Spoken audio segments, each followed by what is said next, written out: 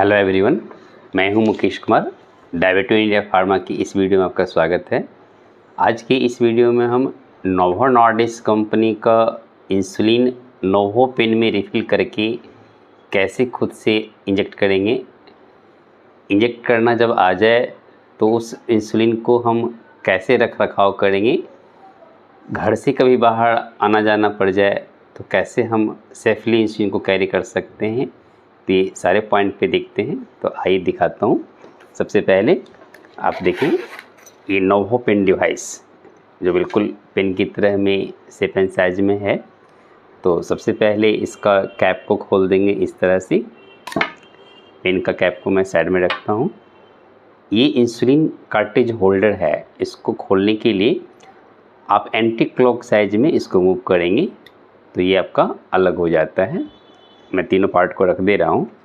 Insulin cartridge इसमें जो लगती है वो अलग अलग नामों से आती है। नोवो नॉर्डिस्क की राइजोडिक आती है, नोवो रैपिड आती है, फ्यास्पा आती है, निक्स्टार्ड आती है, एक्ट्रापिड भी आती है और भी इंसुलिन है।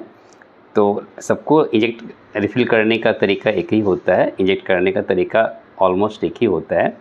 तो मैं एक आपको एग्जांपल में दिखाता हूँ। ये नोवो रैपिड कार्ट्रिज है। कार्ट्रिज होल्डर को इस तरह से उठा लें। अपनी मेटल की साइड, ये रबर की साइड से अगर मान ली इधर से इंसर्ट करते हैं तो ये नहीं जाएगा, मतलब ये रॉन्ग साइड है। जिधर से आपने खोला है उधर में आपका रबर साइड से इसको आप इंसुलिन कार्ट्रिज को इंसर्ट कर दें। आफ्टर देन पेन बॉडी को इस तरह से आप इसको इस बार आप क्लॉकवाइज घुमाएंगे तो एक कट सा साउंड आता है। ये साउंड आने का मतलब है कि ये कार्ट्रिज इसमें अच्छे से लॉक हो गया है, अच्छे से रिफ़िल हो गया है। जब आपका कार्ट्रिज रिफ़िल हो जाए तो इसके ऊपर में एक पेन नीडल को लगाया जाता है। मैं आपको दिखाता हूँ पेन नीडल किस तरह का रहता है। ये इसका पेन नीडल है। पेन नीडल के सबसे पहले आउटर कैप को इस तरह से आप इसको रिमूव कर दीजिए। आफ्टर देन पेन डिवाइस को इस तरह से पकड़ करके आप नीडल को आप क्लॉकवाइज स्क्रू करते चले जाएं। जब ये टाइट हो जाए तो आउटर कैप को आप निकाल दीजिए। अब ये इंसुलिन रिफ़िल हो गया, नीडल लग गया है। आफ्टर देन कैप को आप इस तरह से लगा दें। ये एक चरण हमारा पूरा हो गया। सेकंड चरण में हम देखेंगे कि हम लोग इंसुलिन कैसे इंजेक्ट करेंगे। तो जो भी आपका रिक्वायर्ड डोज है 4 यूनिट, 6 यूनिट, 8 यूनिट, सब तरीका एक ही होता है। मान लीजिए कि आपको 6 यूनिट इंसुलिन लेना है। तो चूँकि आपने अभी देखा कि मैंने अभी जस्ट इसमें इंसुलिन लगाया है, तो सबसे पहले ट्रायल के रूप में इसका 4 यूनिट इसकी बर्बाद कर देंगे। इसके प्रवाह को चेक कर लेंगे सिर्फ पहला बार, फिर बाद में बर्बाद करने की ज़रूरत नहीं पड़ती है। तो आप देखें ये डोज विंडो है, अभी ये 0 पे है। 4 यूनिट डायल करने के लिए ई वाला बटन को घुमाना होता है। अभी ये नहीं घूम रहा है, दैट मीन्स ये लॉक है। लॉक हटाने के लिए पहले इसको आप पीछे की ओर खींच लें, तब इसके डोज को डायल करेंगे।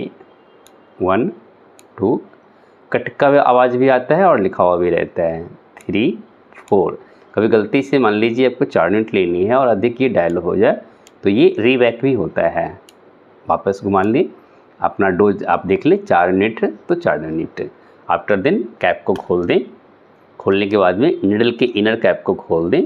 अब ये 4 यूनिट आपका डोज डिलीवर करने के लिए रेडी हो गया है। अभी मुझे चेक करनी है कि इसकी परवाह है या नहीं है। तो चेक करने के लिए आप इस तरह से आप इसको आप प्रेस करके आप चेक कर लेंगे इंसुलिन की परवाह आ रही है नहीं आ रही है। नहीं आ रही है तो फिर से इसको डोज को 4 घुमा लेंगे और फिर से इसको चेक कर लेंगे। देखिए इसकी परवाह आ रही है। सिर्फ एक बार चेक करना, पहली बार। अब आपको जो भी रिक्वायर्ड डोज है, जैसे मान लीजिए 6 लेना है तो 6 बार घुमा लेंगे। 1 2 3 4 5 6।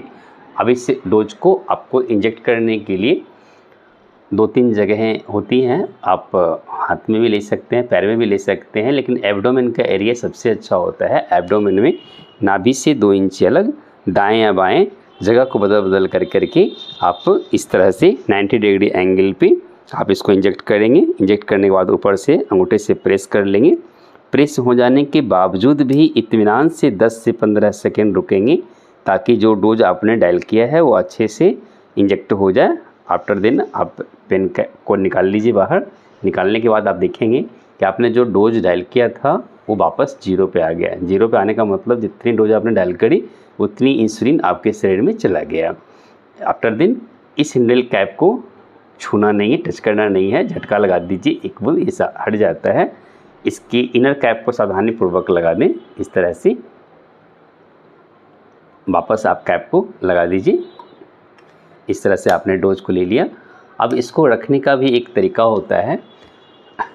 जिस इंसुलिन कार्ट्रिज को आपने पेन में लगा दिया है वो आप चाहें तो 30 डिग्री टेम्परेचर तक 30 दिन तक आप बाहर रख सकते हैं। ये सारा डायरेक्शन इंसुलिन पैकेट के ऊपर में लिखा हुआ रहता है। बट जो इंसुलिन अनयूज है, जिसको आप यूज नहीं कर रहे हैं, इसको आप 2 से 8 डिग्री के अंदर फ्रिज में ही रखेंगे। और इसको आपको फ्रिज में रखने से बहुत सारे नुकसान हैं। आप चूँकि नीडल अटैच रहता है तो आप फ्रिज में रखेंगे तो अपने इसका इंसुलिन रिसाव हो सकता है, तो एयर बबल आ सकता है, उससे आपका डोज भी सही नहीं आ सकता है, प्लस पेन डिवाइस का मैकेनिज्म भी ख़राब हो सकता है। तो सवाल रह गया कि 30 डिग्री टेम्परेचर तक हम कैसे रखें।